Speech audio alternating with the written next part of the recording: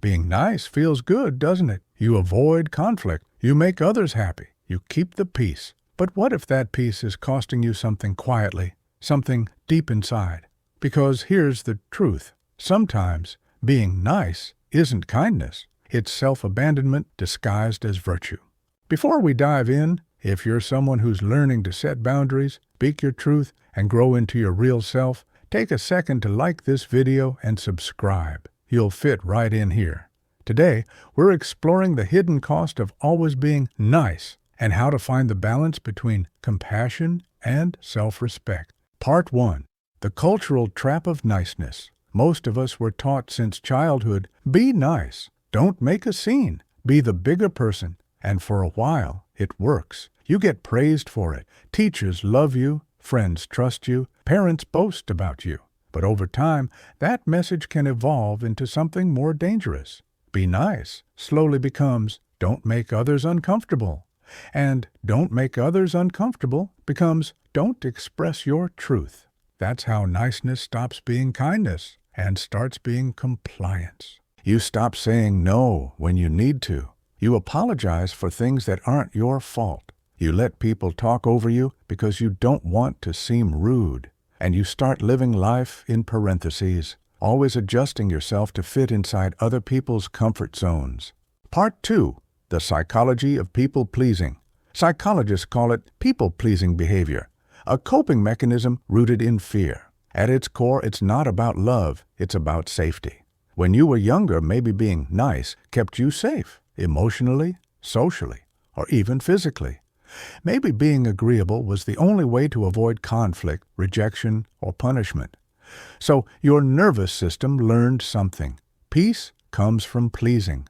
And now, even as an adult, your body reacts to disapproval like it's danger. That's why you overthink every text message. That's why you replay conversations in your head. That's why the idea of someone being mad at you feels unbearable. It's not weakness, it's conditioning. But the problem is, it keeps you trapped in emotional servitude. Because if your peace depends on everyone else being pleased, you'll never have peace at all. Part 3. Niceness versus kindness. The crucial difference. Let's get one thing straight. There's a massive difference between being nice and being kind. Niceness is performance. Kindness is principle. Niceness wants approval. Kindness wants authenticity. Niceness says, I'll say what you want to hear. Kindness says, I'll tell you the truth, gently. Being nice is about control, managing how others see you.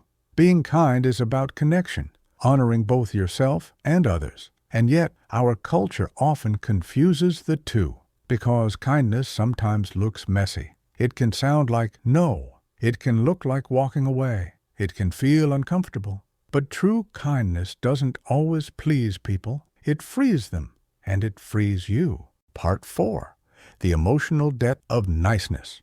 Every time you suppress your truth for someone else's comfort, you create what I call emotional debt. You lend out your energy, your time, your boundaries with no repayment. At first, it seems manageable, but soon the interest compounds. You start feeling resentful. You start avoiding people you once liked. You start wondering, why does everyone take advantage of me?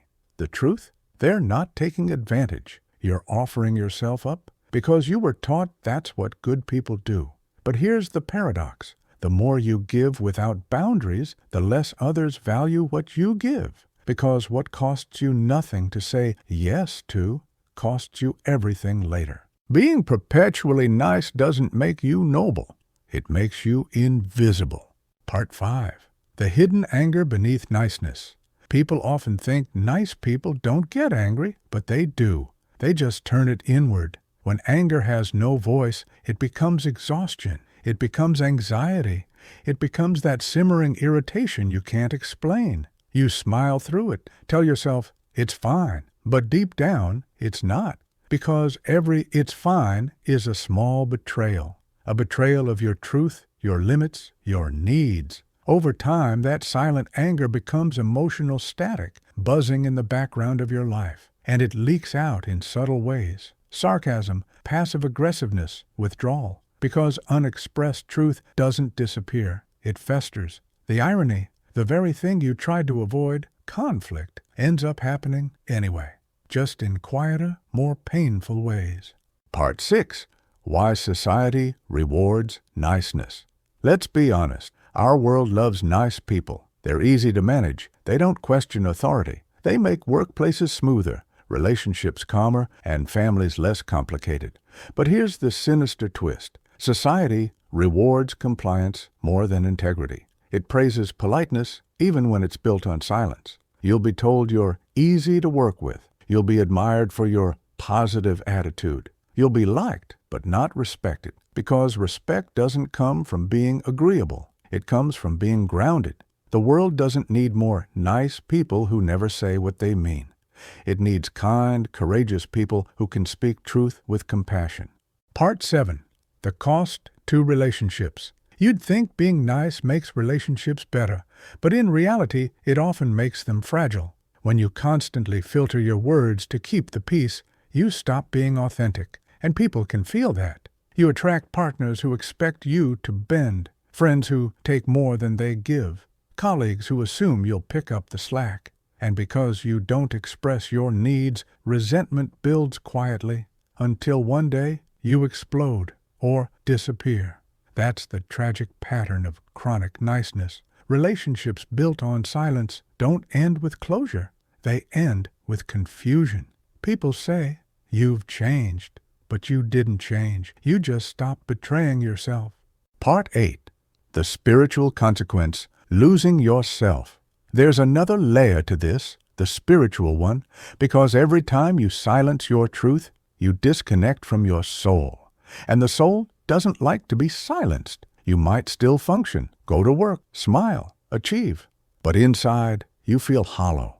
You don't know what you really want anymore. You don't trust your instincts. You don't recognize your own reflection. That's the hidden cost of constant niceness. Not just emotional fatigue, but identity erosion. You forget that being kind to others means nothing if it costs you kindness toward yourself. Part 9. Learning the art of honest kindness. So, how do you unlearn this pattern? How do you stop being too nice without becoming cold or selfish?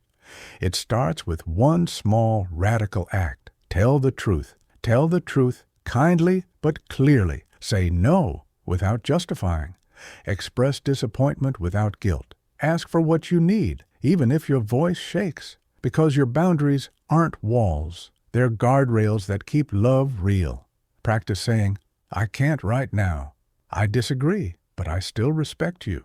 That doesn't work for me." You'll feel guilty at first. That's the withdrawal symptom of people-pleasing. But over time, that guilt will turn into peace, and that peace will feel strange, but also sacred. Part 10. The Power of Discomfort. Being kind with boundaries requires embracing discomfort, and that's the hardest part, because niceness is about avoiding discomfort, but growth is about moving through it. Every time you hold your ground, you'll feel tension in your chest, your throat, your stomach. That's your nervous system rewiring itself. You're teaching your body that honesty isn't danger, it's alignment. Discomfort is the price of authenticity, and authenticity is the doorway to freedom. The question is, which pain are you willing to live with? The pain of truth or the pain of pretending? Part 11. When kindness becomes strength. Here's the irony. When you stop being nice, you become genuinely kind, because your kindness is no longer a transaction, it's a choice. You give, not because you fear rejection, but because it's who you are. You help others, not to be liked, but because compassion feels right. And when you say no, it carries power, because your yes actually means something now. That's what integrity feels like, quiet, steady, grounded. Part 12. The world needs honest souls. The world doesn't need more people who smile through their suffering. It needs more people who can hold space for both kindness and truth. Because the kindest thing you can do isn't to make everyone happy. It's to be someone others can trust. And no one can trust a person who hides their real feelings forever. So, stop shrinking for the comfort of others. Stop apologizing for existing. Stop editing your truth. The world needs your sincerity more than your sweetness. Part 13. The signs you're healing your niceness. You'll know you're healing from chronic niceness when silence feels less like peace and more like avoidance. You start saying no without explaining. You stop chasing apologies that never come. You feel less anxious when someone's upset. And you realize someone being disappointed doesn't mean you did something wrong. That's the quiet strength of self-respect. Not arrogance, not rebellion, just balance. Part 14. The freedom of being real. When you stop living for approval, something magical happens. You become real. You stop rehearsing every sentence before saying it. You laugh without overthinking if it's too loud. You express emotion without shame. You show up imperfect, and somehow that makes people trust you more. Because people can feel when you're being genuine. It's magnetic, it's healing, and ironically, that's when you attract deeper love, not for who you pretend to be, but for who you truly are. If this message resonated with you, take a moment to like, share, and subscribe. Take a deep breath and remember, you don't owe anyone constant comfort. You owe yourself truth. Be kind, be honest, and most of all, be real.